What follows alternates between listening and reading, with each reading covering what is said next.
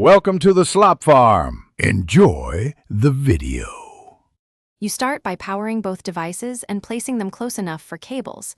This avoids strain or signal loss. Plug the Promethean board into power, then connect your Chromebook to the board using HDMI or a USB-C to HDMI adapter. This carries audio/video. Once done, make sure the Chromebook is awake and not in tablet mode. You do this because an active output and correct driver/settings allow the board to display your screen smoothly.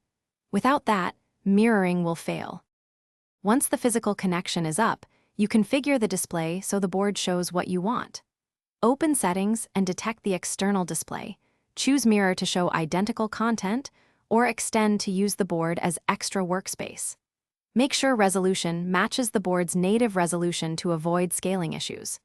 If touch interaction is required, install the Promethean touch driver or enable touch input in settings. This translates finger taps into pointer events, so annotations respond accurately.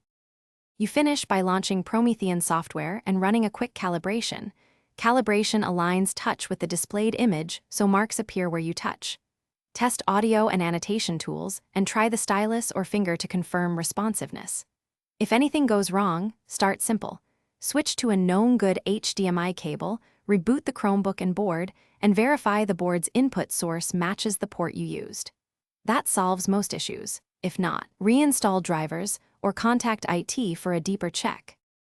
Thanks for watching. Consider subscribing if we helped you today.